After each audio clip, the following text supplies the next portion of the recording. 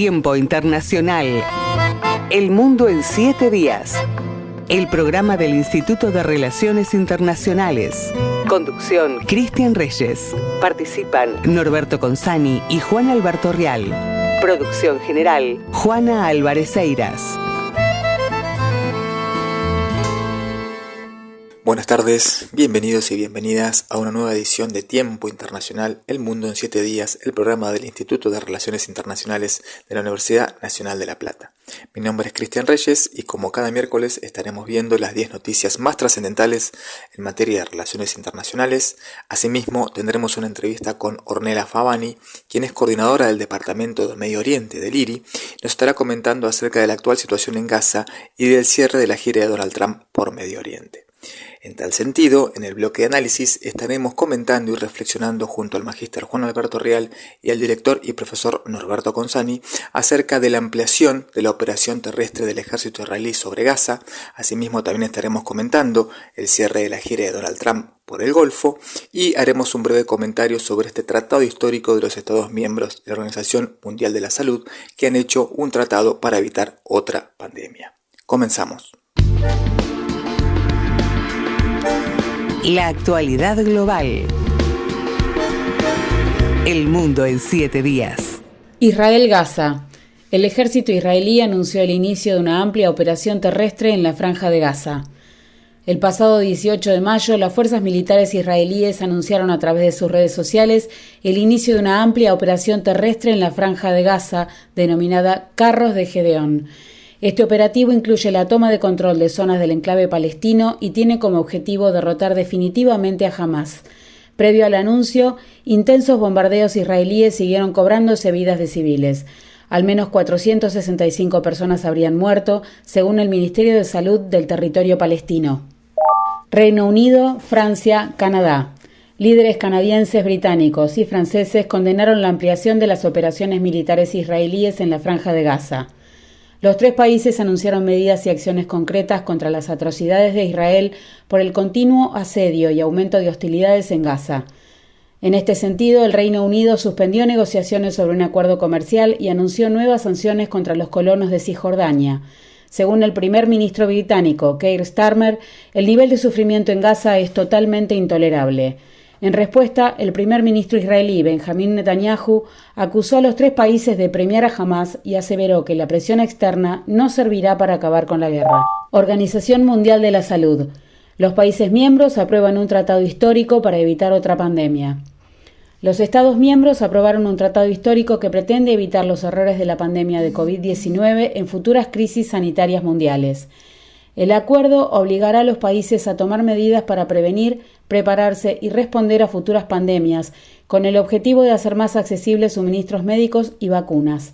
Uno de los puntos a debatir es la creación de un nuevo sistema de acceso a patógenos y distribución de beneficios, en el que los países compartirían muestras y datos sobre patógenos con los fabricantes de medicamentos a cambio de acceso a vacunas y medicinas. El acuerdo sería jurídicamente vinculante, pero entrará en vigor cuando alcance las 60 ratificaciones. El Salvador. El país centroamericano aprueba una polémica ley de agentes extranjeros que impone un impuesto del 30% a las ONG.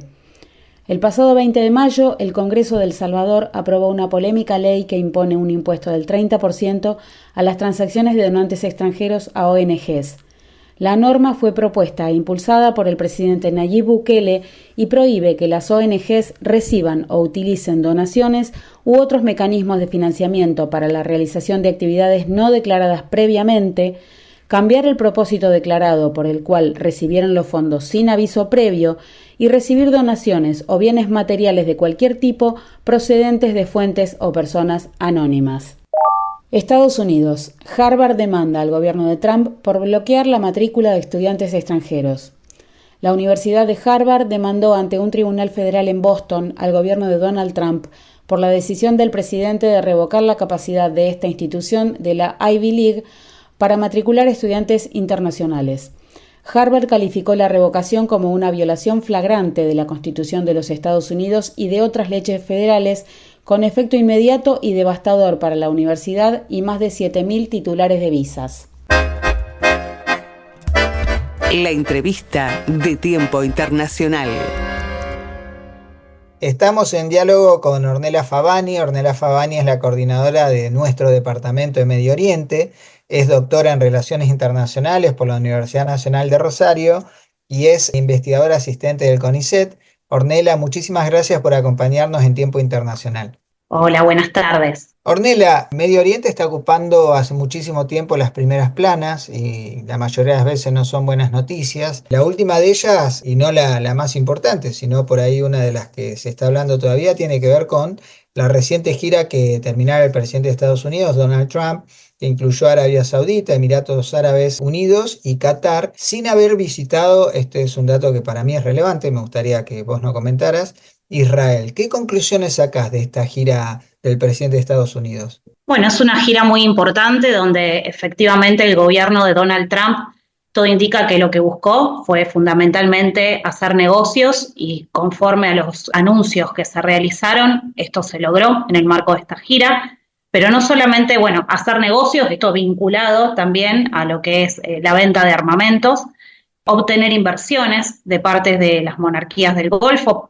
Podemos también profundizar en ese punto, pero no hay que olvidarnos que estamos hablando de 3 países que poseen amplias reservas de hidrocarburos. En el caso de Arabia Saudita, un país que detenta el 17% de las reservas probadas de petróleo a nivel global, el segundo país con mayores reservas probadas. En el caso de Qatar, el segundo país con mayores reservas probadas de gas, también en los primeros lugares del ranking Emiratos Árabes Unidos, y que son 3 países que en función de la explotación de estos recursos han podido generar importantes fondos soberanos que les permiten realizar inversiones, otorgar préstamos, y es en este marco el acercamiento de Trump, que por el otro lado también lo que busca es consolidar, afianzar el vínculo con las monarquías del Golfo. Podríamos decir que son socios ya de larga data, fundamentalmente en el caso de Arabia Saudita. Digo esto porque ya en el marco de lo que era la Primera Guerra Mundial, Estados Unidos pidió que se autorizase la apertura de una base norteamericana en Arabia Saudita, pero esa autorización le llega una vez culminada la Segunda Guerra Mundial. A principios de los 50 se firma un acuerdo de cooperación en defensa, entonces el vínculo es un vínculo histórico de larga data, pero que no obstante ha tenido sus idas y vueltas. Y en el caso de las monarquías del Golfo, a lo que les viene preocupando ya desde el gobierno de Obama en adelante, que estos actores venían percibiendo una disminución del compromiso de los Estados Unidos para con la seguridad de estos actores. Entonces, de la parte de estos 3 países del Golfo, básicamente lo que buscaban en esta gira era esto, ver garantizado el compromiso de los Estados Unidos con su propia seguridad, y bueno, de esto también nos hablan todos los acuerdos que se firmaron en términos de cooperación en defensa. Tiempo Internacional. El programa del IRI. Estamos en diálogo con Ornella Favani. Ornella Favani es la coordinadora de nuestro departamento de Medio Oriente, es doctora en Relaciones Internacionales por la Universidad Nacional de Rosario y es investigadora asistente del CONICET. Ahora, por otro lado, Ornella, es llamativo que en las 2 presidencias de Donald Trump, el primer viaje oficial es a Arabia Saudita. Está bien que ahora queda medio matizado porque él fue al Vaticano por el fallecimiento del Papa Francisco, pero sin embargo, por ejemplo, evitó ir a Israel, lo cual es llamativo en un presidente. Exactamente, porque estamos hablando de un Israel que es el principal aliado históricamente de los Estados Unidos dentro de la región de Medio Oriente, y esto distintos analistas han planteado lo que se percibe como una especie de alejamiento de Trump del Estado de Israel, y para hacer esa afirmación se basan en una serie de elementos, como por ejemplo el hecho de que la primera visita no haya sido a Israel, el hecho asimismo de que Trump haya decidido cesar los ataques contra los hutíes. Recordamos que los hutíes son un grupo que tiene bajo su control una vasta extensión del territorio de Yemen, y que en solidaridad, conforme con lo que ellos alegan, con el Estado o con los propios palestinos, han decidido atacar buques que transitan el Mar Rojo, ya sea de bandera israelí o vinculados a intereses israelíes. De hecho, hasta los últimos días inclusive se ha dado a conocer del lanzamiento también por parte de los hutíes de misiles con dirección al Estado de Israel, y bueno, esto tampoco fue bien recibido por parte de Israel, que está efectivamente recibiendo esos ataques. También podemos mencionar el hecho de que se han iniciado nuevamente negociaciones con Irán por su programa de desarrollo nuclear, o inclusive la liberación de el último rehén en manos de Hamas, de nacionalidad, era el último rehén de nacionalidad israelí, norteamericana, y en este caso Trump decide negociar, o sea, llevar adelante negociaciones por la liberación de este rehén, lo cual fue también no recibido en los mejores términos porque se entendió como un éxito diplomático de Trump a expensas de Netanyahu. Ahora bien, yo lo que veo en relación a este vínculo es que históricamente esta relación ha sido una relación fuerte.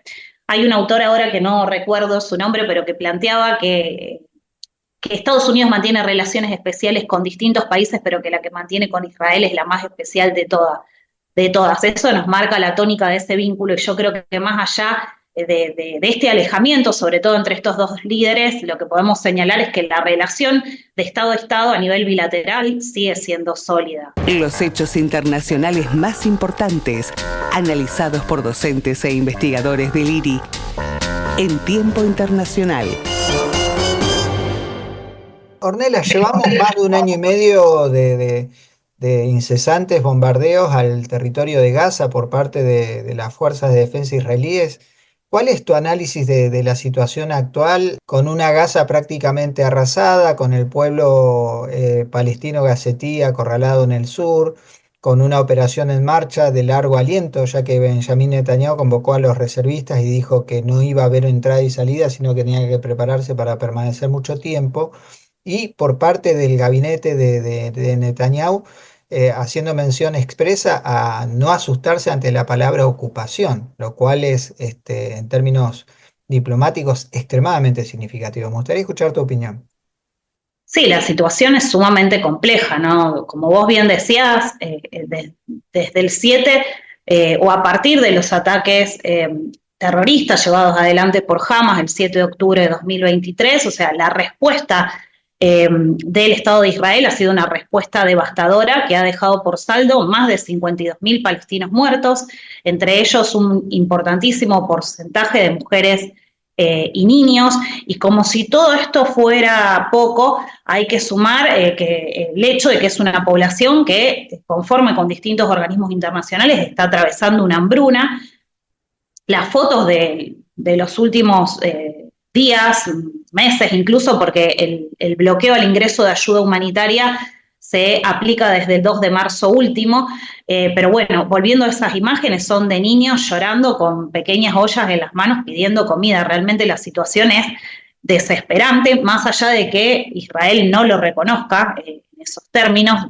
Y amén de ello, también en estos días leía un informe que daba cuenta o hacía trazado un paralelismo entre la devastación en la Franja de Gaza y la devastación que generó la bomba nuclear luego de que se lanzó sobre Hiroshima. O sea que esto también nos permite pensar en las consecuencias nefastas de esta operación de largo alcance, ¿no? O al menos una operación que se ha sostenido, eso quiero decir, en el tiempo, y que por el otro lado, si bien recientemente se han retomado las negociaciones en Doha, siempre en busca de lograr un nuevo alto al fuego, no se visualiza que en el corto plazo esto pueda alcanzarse, porque bueno, las posiciones de las partes son muy encontradas, ¿no? Podemos concluir que el objetivo político del gobierno de Netanyahu es devastar Gaza, dejarlo sin palestinos al territorio de la Franja de Gaza y anexarlo en términos fácticos a Israel, ¿o es muy prematuro o temerario sacar esa conclusión? No, yo creo que en este punto no sería temerario pensar en ello, sobre todo si tenemos en cuenta que el premier israelí incluso habló de desplazar a la población para protegerla, también habló de la toma de control, que no había sido tan directa la retórica que había empleado, habló de toma de control de esos territorios, así que bueno, claramente yo creo que esto es algo que podría ser esperable. Continuamos analizando la problemática de las relaciones internacionales en Tiempo Internacional. Nos encontramos en diálogo con Ornella Favani, doctora en Relaciones Internacionales por la Universidad Nacional de Rosario, investigadora asistente del CONICET y la coordinadora de nuestro Departamento de Medio Oriente en el Instituto de Relaciones Internacionales. Ornella, del reciente viaje de Donald Trump a Medio Oriente destacabas una suerte de acercamiento hacia Occidente, básicamente a Washington por parte de Siria, ya que se anunció, entre otras cosas, no sé cuán cierto es esto, el levantamiento de sanciones al gobierno de Damasco. ¿Qué nos podés comentar al respecto? Bueno, más allá de los resultados de la gira en términos económicos, que bueno, yo hablaba de la voluntad de hacer negocios y esto efectivamente parece haberse logrado si tenemos en cuenta que Estados Unidos firmó un acuerdo de asociación estratégica con Arabia Saudita, en el cual en el marco de ese acuerdo se prevé venta de armamento por 142 billones de dólares. Hay un compromiso de inversión de Emiratos Árabes Unidos en tecnología, en inteligencia artificial por 1.4 billones de dólares. Este acuerdo que también salió en los últimos días, que se dio a conocer entre Qatar y Airways y la empresa Boeing para la compra de hasta 210 aviones, que por el otro lado sería la compra más grande o la venta más grande de aviones que hasta el momento haya realizado la empresa. Pero más allá de lo económico, también destacar que la gira tuvo un componente político y en Arabia Saudita se presentó la posibilidad efectivamente para que Donald Trump tuviese una reunión informal, una reunión corta de unos 30 minutos con Ahmad al-Shara, que es el presidente provisional del gobierno sirio, y amén de esa visita también en el marco de más que visita, amén de ese encuentro, en el marco de un discurso que brindó también en Arabia Saudita, Trump se comprometió a retirar las sanciones que pesan sobre el gobierno sirio. Y estas cuestiones son importantes porque son sanciones que se aplican hace ya décadas, por un lado, y en relación a este encuentro con el presidente provisional de Siria, también decir que es el primer encuentro que se produce desde el 2000 entre estos dos, entre un primer mandatario norteamericano y un primer mandatario sirio. Y esto, bueno, lo que podría indicar es un deshielo en la relación con este actor dentro de la región, ¿no? Ahora, Ornella, no me mencionaste, no creo que por olvido tuyo, sino porque quizás no se abordó. ¿En la agenda de esta gira de Medio Oriente se tocó la cuestión palestina o se obvió absolutamente? No, el tema de Gaza también salió a la luz en el marco de declaraciones que Donald Trump brindó en Doha y él allí señaló que Estados Unidos debería tomar control de Gaza para convertirla en una zona de paz, y en una declaración que estaría en línea con declaraciones que ya había vertido el presidente a principios de este año, cuando él había señalado que Estados Unidos estaba dispuesto a tomar control de Gaza para allí impulsar un desarrollo inmobiliario que permitiese transformar estos territorios devastados en lo que él definió como la Riviera de Medio Oriente. Pero para eso también en ese momento dio a conocer, expresó que se pensaba también en un desplazamiento o un traslado de población palestina. O sea que este tema tampoco estuvo ausente. A título personal, te digo, si no fuera extremadamente trágico, parecería inclusive una parodia la afirmación de Donald Trump, que ha sido reiterada, como señalás. No fue algo de un momento, sino que pareciera ser algo meditado, ¿no? Sí, no, y además de eso, bueno, no quiero dejar traslucir cuestiones tan personales, pero remitiéndome a los hechos, incluso cuando se ha planteado la situación de la población palestina en términos de la gente que está muriendo de hambre, hubo declaraciones del estilo: vamos a ver de conseguirles algo de comida, en términos textuales, vamos a intentar conseguirles algo de comida. Una banalización absoluta de la tragedia que está viviendo Medio Oriente.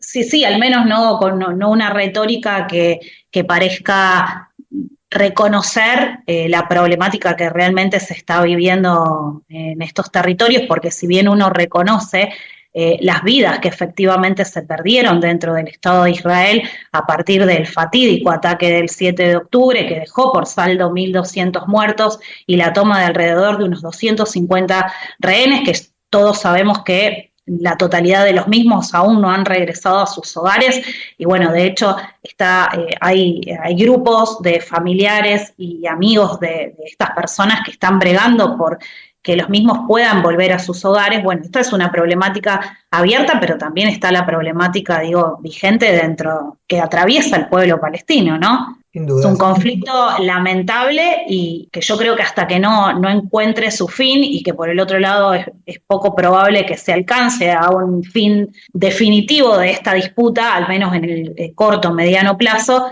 es muy difícil que ambos pueblos puedan vivir en condiciones de paz, de seguridad y realizarse plenamente mientras no se encuentre solución a lo que allí acontece. Ornella Favani, doctora en Relaciones Internacionales por la Universidad Nacional de Rosario e investigadora asistente del CONICET, muchas gracias por estos minutos en Tiempo Internacional. Por favor, gracias a ustedes. Cine, series y relaciones internacionales. El aporte de Redic a Tiempo Internacional. Hola, soy Ricardo Redondo, profesor de Estudios Internacionales en la Universidad Simon Fraser de Vancouver, Canadá, y autor de, entre otros libros, Diplomacia, Teoría y Práctica. Hoy vamos a analizar con ustedes algunos principios fundamentales del derecho internacional a partir de la película Extraterritorial del año 2025. La historia sigue a Sarah Wolf, interpretada por Jean Gourceau, una soldado de las Fuerzas Especiales que visita el consulado de Estados Unidos en Frankfurt junto con su hijo. Durante la visita, el niño desaparece misteriosamente y los funcionarios consulares niegan haberlo visto. Ante la posibilidad de perder a su hijo si abandona el lugar, Sarah decide esconderse dentro del consulado y allí descubre una trama oculta. Este escenario ficticio nos permite explorar conceptos claves del derecho internacional, como la extraterritorialidad, la inviolabilidad de los locales consulares y diplomáticos y los límites jurisdiccionales entre los estados. Contrario a la creencia común, las embajadas y los consulados no son territorio extranjero. Jurídicamente permanecen bajo la soberanía del estado receptor, aunque están exentos de su jurisdicción, ya que están protegidos por el principio de inviolabilidad reconocido por las Convenciones de Viena sobre Relaciones Diplomáticas de 1961 y de Relaciones Consulares de 1963. ¿Qué significa esto? Que las autoridades locales no pueden ingresar sin el consentimiento del jefe de misión o del Estado acreditante a los locales de las embajadas o de los consulados. En el caso de los consulados, esa inviolabilidad es menor que en el caso de las embajadas, porque en los consulados ese consentimiento del jefe de misión puede presumirse en casos de incendio o peligro extremo, como lo establece la Convención. Sin embargo, en los casos de las embajadas, la inviolabilidad continúa siendo absoluta. La película usa el término extraterritorialidad, pero en derecho internacional no implica que estos lugares sean parte del otro Estado. Más bien significa, como les decía recién, que gozan de inmunidades que limitan el poder del Estado receptor dentro de esos espacios. Si ocurre un delito grave dentro de una misión diplomática o consular, las autoridades locales tienen herramientas limitadas para actuar. El caso del periodista Jamal Khashoggi, asesinado en 2018 dentro del consulado saudita en Estambul, entre otros, es un ejemplo de esto que hablamos. Turquía no pudo intervenir ni investigar sin el consentimiento de Arabia Saudita, que no fue otorgado. ¿Qué remedio tiene el Estado receptor? Probablemente declarar persona non grata a los funcionarios responsables de los abusos, pero no puede detenerlos. Esto plantea tensiones entre lo que es la protección de los derechos humanos y el respeto de las inmunidades diplomáticas y consulares. En resumen, extraterritorial ofrece una historia de ficción que nos permite reflexionar sobre cómo se aplican y a veces entran en tensión principios fundamentales del derecho internacional. Nos recuerda que estos conflictos no solo se resuelven con normas, sino también con decisiones políticas y presión internacional. Hasta la próxima. Redic es la revista del Departamento de Derecho Internacional del IRI. En el IRI se dicta el doctorado en Relaciones Internacionales categorizado A, excelente, por la Comisión Nacional de Evaluación y Acreditación Universitaria, CONEAU. Próximos cursos acreditables a dictarse en el IRI. Durante el mes de junio se dictará el curso Dinámicas Migratorias y Relaciones Interculturales, herramientas teórico-metodológicas para su abordaje desde la interseccionalidad, a cargo de la doctora Giselle Kleidermacher. Constará de 4 encuentros y la fecha límite de inscripción es el 30 de mayo. Tiempo Internacional. El programa del IRI.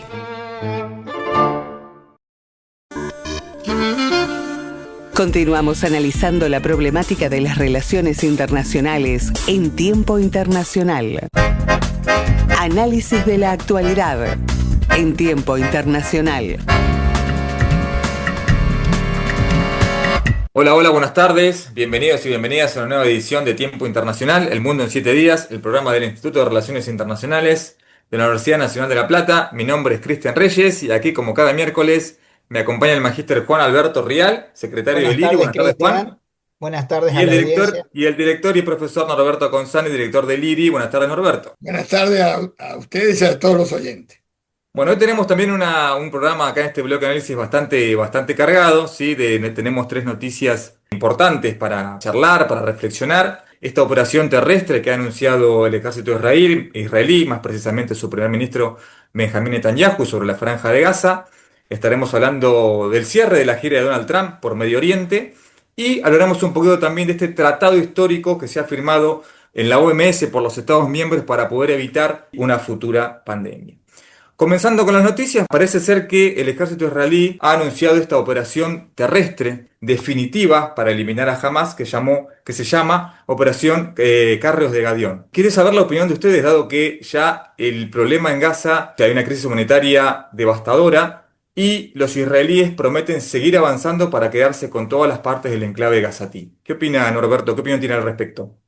No, bueno, yo esto un poco ya repetido, esta historia, ¿viste? Los tipos hacen totalmente violando todos los principios internacionales, ninguna limitación, ningún tipo de limitación. Y esto se ha ido agravando día a día. Y bueno, ahora, fíjate, bueno, el retroceso, Sharon, hace 20 años se retiró de la banda, y eso que era uno de los duros del gobierno israelí, y se retiró de la banda de Gaza, y bueno, y ahora parece que no, ahora parece que quieren quedarse con la banda de Gaza, pero se están generando una reacción ya de toda la Unión Europea, inclusive cuando se va a reconocer, como dijimos, digamos, el Estado palestino.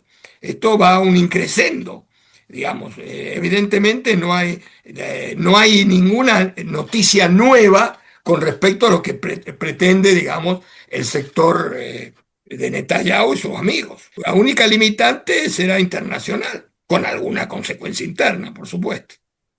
Sí, lamentablemente, como usted bien dice, Norberto, en ese aspecto, si bien no habría nada nuevo bajo el sol, lamentablemente lo que seguimos contando semana tras semana son miles y miles de muertos. Claro. Gazatíes, con esta crisis humanitaria devastadora, con esos ataques también a la ayuda humanitaria, no permitir el ingreso de camiones destinados a ayudar a los habitantes, niños, niñas, mujeres, ancianos. En este punto le quiero preguntar a Juan, porque también la reacción de la comunidad internacional empieza a ser grande, como bien decía Norberto. Apareció Gran Bretaña, Francia, Canadá, condenando las atrocidades del ejército israelí, y bien también Netanyahu diciendo que eso no va a ser óbice para que la operación siga adelante. Los 3 países que nombrás son justamente los que amenazaron a Tel Aviv con un inminente reconocimiento al Estado de Palestina si es que no habilitaban el ingreso de ayuda humanitaria. Tengamos en cuenta que obstaculizar la asistencia humanitaria es un crimen de guerra. Este es un principio del derecho internacional humanitario que es un principio básico y en cumplimiento de obligaciones diplomáticas, así lo anunció Tel Aviv, se iba a abrir el ingreso a un número limitado de camiones que van a llevar agua potable y víveres, que en un número hasta ahora limitado a 95 camiones diarios, cuando el ingreso previo al conflicto armado era de entre 400 y 500 y ya era insuficiente. Trata de paliar lo que UNICEF en esta semana llamó como una inminente crisis humanitaria agudizada por el hecho de que lo ponía en números escalofriantes. Si la asistencia humanitaria no ingresa lisa y llanamente al territorio de Gaza, decía que era inminente el fallecimiento de 14.000 bebés. No estamos hablando de 14.000 personas, 14.000 terroristas. Sí, no hay más palabras, Juan, podemos estar, sí, no hay más palabras, esto es una barbaridad, una atrocidad lo que está pasando, ha roto todos los límites que se ha conocido en los últimos tiempos, salvo la atrocidad de la Segunda Guerra Mundial, que justamente fueron víctimas de sectores judíos, digamos, lo que fue el nazismo, que fue un horror. La gran diferencia, que lo vemos en vivo y en directo todos los días, los chiquitos pidiendo desesperadamente comida, y no es que lo hace Hamas, no es que lo hace la televisión palestina, lo hace la televisión de los países europeos. Y es interesante rescatar la declaración de todos los cancilleres, o gran parte de los cancilleres de todos los colores políticos latinoamericanos, condenando lo que está pasando en este momento en Gaza, incluso hablando del fallo de la Corte Penal o la actuación de la Corte Penal Internacional y la Corte Internacional de Justicia. Es una situación que pasa todos los límites imaginables de la crueldad humana. No hay justificación de ninguna, porque lo de Hamas, que es absolutamente condenable, como lo condenamos nosotros en varias oportunidades, que quede absolutamente claro. Estamos hablando de más de 50.000 personas, 50.000. Es una cosa que es prácticamente la población de muchos de los países que integran Naciones Unidas, que no llegan a 50.000, esas pequeñas islas en el Pacífico. Sí, Norberto, así como usted bien dice, bueno, veremos eso también en los siguientes programas, porque la operación es inminente, Carros de Galeón, y bueno, veremos cómo también reacciona o sigue reaccionando la comunidad internacional ante tantas atrocidades, ¿no? Esto se soluciona de manera mancomunada y apostando a la cooperación. Continuamos con la actualidad global. Unión Europea, Reino Unido. Un nuevo capítulo en las relaciones bilaterales tras el Brexit. La Unión Europea y el Reino Unido llegaron a un acuerdo para reforzar su relación en materia de defensa, comercio y pesca. El primer ministro británico, Keir Starmer, subrayó que la cumbre entre las dos partes permitió mirar hacia adelante y acordar una nueva alianza estratégica. El encuentro también estuvo liderado por la presidenta de la Comisión Europea, Ursula von der Leyen, el presidente del Consejo Europeo, Antonio Costa, y la jefa de la diplomacia del bloque, Kaja Kallas. Estados Unidos-Sudáfrica. Donald Trump increpa al presidente sudafricano con acusaciones de supuesto genocidio contra la población blanca. El presidente de Estados Unidos, Donald Trump, confrontó al presidente sudafricano Cyril Ramaphosa durante su visita a la Casa Blanca con acusaciones de asesinatos en masa y confiscación de tierras de personas blancas. Ante las acusaciones, Ramaphosa sostuvo que se oponía rotundamente a ese tipo de agravio. Sin embargo, el mandatario sudafricano señaló que quería aprovechar la reunión para aclarar las cosas y salvar la relación de su país con Estados Unidos. Hungría. El Parlamento aprueba un proyecto de ley para abandonar la Corte Penal Internacional. El pasado 20 de mayo, el Parlamento húngaro aprobó un proyecto de ley que iniciará el proceso de retirada del país de la Corte Penal Internacional luego de que el primer ministro, Viktor Orbán, anunciara esa pretensión en abril pasado. Según Orbán, la CPI ya no es un tribunal imparcial, un tribunal del Estado de Derecho, sino más bien un tribunal político. Sus declaraciones fueron hechas en medio de la visita de su par israelí, Benjamín Netanyahu, contra quien pesa una orden de arresto de ese tribunal por crímenes de guerra y lesa humanidad. Estados Unidos. Donald Trump lanza el proyecto de defensa antimisiles Cúpula Dorada. El presidente estadounidense anunció el desarrollo de un nuevo sistema de defensa antimisiles con un costo de $175.000 millones. El proyecto, que recibirá el nombre de Cúpula Dorada, será liderado por un general de la Fuerza Espacial y permitiría interceptar misiles hipersónicos, balísticos y de crucero muy avanzados. Venezuela-Guyana. Crece la tensión diplomática por la región del Esequibo.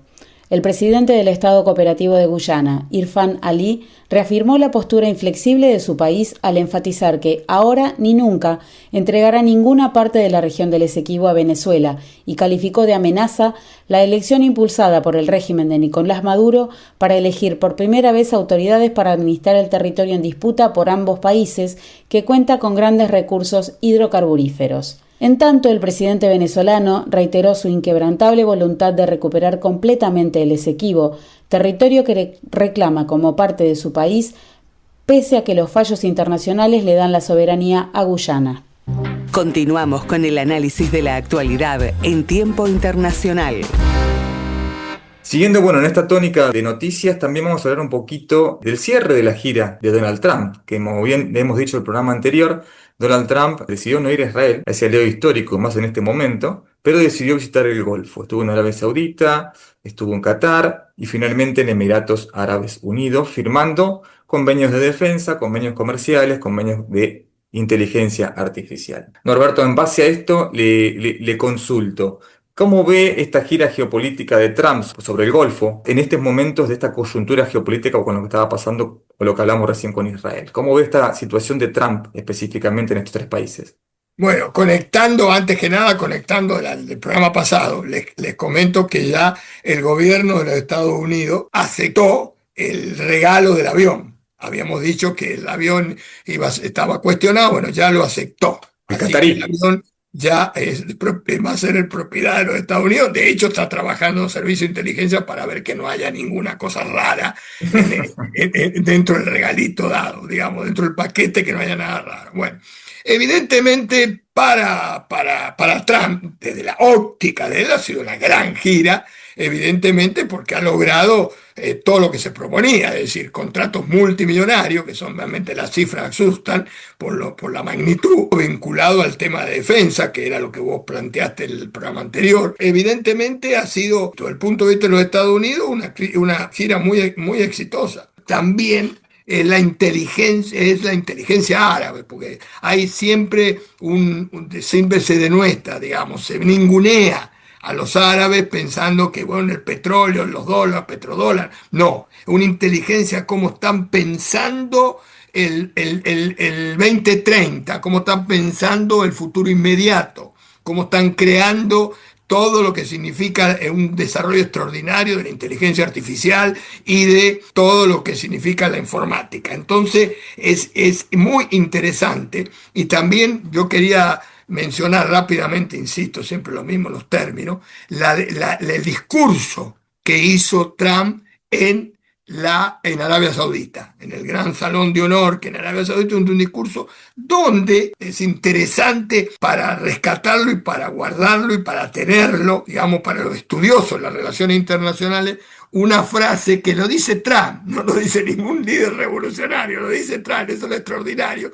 Verdaderamente hemos venido acá a tratarlos a ustedes como súbditos y a imponerle cosas. Y no hemos respetado la historia del mundo árabe, la historia del pueblo árabe. Hemos venido como vendedores de baratijas, eso lo pongo yo, como vendedores de baratijas, y no hemos respetado la idiosincrasia. Lo dijo Trump, no lo dijo, eso está escrito en el discurso que hizo cuando lo homenajearon en Arabia Saudita, que fue rescatado por algunos medios de prensa internacionales. Bien, Alberto. En este punto también le quería preguntar a Juan, también como especialista en seguridad internacional y temas de defensa. Es muy importante el acuerdo que ha hecho Trump con Arabia Saudita, con Qatar, y también en esta cuestión de semiconductores e inteligencia artificial con Emiratos Árabes Unidos. ¿Cómo se conecta todo esto, también entendiendo que Estados Unidos es el principal exportador también de armas y países del Golfo son los principales compradores, ¿no? Bueno, hay que surtir el mercado, ¿no? Y como decía Norberto, la idea de Donald Trump ha sido hacer negocios en Medio Oriente. Los países del Golfo tenían voluntad de hacer negocios. En ese aspecto, digamos, tenemos confluencia en cuanto a los intereses. Vos mencionaste haber obviado a Israel, no es un tema menor. De hecho, como hablábamos hoy fuera de micrófono, Israel le mandó mensajes a Estados Unidos durante su visita al Golfo con los bombardeos tan cruentos durante la fecha de la Nakba, que es el momento en el cual a los árabes se los obligó a abandonar sus casas en lo que es actualmente territorio territorio de Israel, que desde el 2011 en Israel no se puede mencionar siquiera la palabra Nakba, el 15 de mayo. Y por otro lado, los países árabes, no solamente los árabes, porque Turquía también presionó en ese sentido, consiguieron algo que estaban buscando que debilita a Irán, que tiene que ver con esa foto, que para mí es la foto de la gira de Donald Trump, estrechándole la mano al presidente de Siria, al-Shara, digamos, derrocó al gobierno de al-Assad, quien ahora tiene asilo político en Moscú, y por quien Estados Unidos había fijado precio por su cabeza, 10 millones de dólares, y se estrechó la mano por presión, insisto, de Riad y de Ankara, y lo describió como un tipo joven y atractivo. Esas fueron las palabras de Donald Trump. Va a haber un levantamiento de sanciones con respecto a Siria, que esto geopolíticamente es un dato desde mi perspectiva trascendental, porque saca a Siria lentamente de la esfera de influencia del imperio persa, por decirlo de alguna manera, lo acerca a los países árabes, y también en algún aspecto es un pequeño guiño ante el enorme desplante que Donald Trump ha tenido con respecto a Tel Aviv, porque uno de los requisitos ha sido la normalización del vínculo con Israel. Siria ha dicho que lo tiene en agenda, pero hay mucho trabajo que hacer, y mientras tanto la maquinaria del sector militar industrial sigue produciendo para que los árabes se armen. Arabia Saudita, si no me equivoco, es el primer comprador de armas de Estados Unidos. Estados Unidos es el principal proveedor de armas de Arabia Saudita, así como también lo es con respecto a Israel. No hay mejor negocio para alguien que fabrica armas que una guerra en la cual está proveyendo de armas a ambos bandos. Estados Unidos está haciendo eso justamente. Y la otra lectura que hago es una suerte de enfriamiento del vínculo personal, no ya estatal, porque Estados Unidos e Israel son socios privilegiados entre Donald Trump y Benjamin Netanyahu por esta cuestión que es inocultable ante los ojos del mundo, que bien describía el profesor Consani en un principio, que ya es difícil ponerle palabras. La decisión de Israel de enviar a los reservistas a Gaza con fecha de entrada pero sin fecha de salida, y con la voluntad de probablemente anexar la Franja de Gaza y llevando a la población palestina de la Franja de Gaza hacia el sur, que está completamente prohibido por el derecho internacional. Tiempo Internacional. Desde 1998. Analizando la realidad internacional en Radio Universidad. Bueno, seguimos en esta tónica de noticias y también le quiero recordar a nuestros oyentes que nos pueden escribir a tiempointernacional@iri.edu.ar para cualquier consulta, pregunta o reflexión. Y ya, bueno, ya finalizando en estos últimos minutos que nos quedan de este bloque de análisis, vamos a hablar un poquito de lo que ha sucedido hace algunos días, ¿no? En la Organización Mundial de la Salud, que se ha firmado un tratado, ha habido un acuerdo para establecer un tratado histórico, ¿no? En lo que corresponde a no cometer los errores que se han cometido en la pandemia del COVID. Le quería preguntar a Norberto en este aspecto porque esto tiene la intención de ser un triunfo nuevamente de una diplomacia multilateral de la salud, que me hace acordar también a ciertos momentos cuando triunfó la diplomacia multilateral allá en la CONVEMAR, en la Convención de Naciones Unidas en 1982. Esta nueva firma, ¿sí? Que va a entrar en vigor mucho más adelante, ¿tendría esa tónica, Norberto? Sí, porque ahora lo que estamos asistiendo y cada día más es a enfrentamiento de dos modelos a nivel mundial, es decir, la autocracia, que se están expandiendo en el mundo, y algunos como estamos viendo recién, con métodos verdaderamente horrorosos, y por otra parte la vigencia del multilateralismo, es volver a los grandes principios de Naciones Unidas después de la Segunda Guerra Mundial. Es decir, hoy estamos en el franco retroceso, lo que yo siempre doy en clase, que me conocen durante años, los famosos modelos. Hoy estamos volviendo a una situación donde lo estatal es lo que trata de predominar, el poder que algunas veces transforma en imperio. Estamos viendo de nuevo actitudes imperiales de los Estados Unidos, actitudes imperiales de Turquía, o con pretensiones de imperiales. Y bueno, este debate no tiene nada que ver con esa creación del asiento multilateral, donde evidentemente por el tema que vos traes a corazón, es lo que la humanidad logró. Entonces eso hay que rescatarlo y no que el árbol nos impide ver el bosque. Entonces, tenemos que seguir luchando por lo multilateral, que lo multilateral tiene un nombre, se llama Naciones Unidas, con todas las limitaciones que tiene Naciones Unidas, que dicho sea de paso, los propios poderosos tratan de evidentemente debilitarla cada día más. Eso se ve, pero nosotros hay que luchar por este multilateralismo. Este es el gran mensaje que podemos dar. Así es, Norberto, trayendo a colación es el triunfo también en una parte de este modelo institucional contemporáneo que siempre hemos analizado, que le hace siempre esa pelea, ¿no? Si se quiere, dialéctica y diacrónica al modelo relacional clásico, que hemos hablado en varias oportunidades. Bueno, ya para cerrar le quería preguntar a Juan, ¿no? Justamente, ¿no?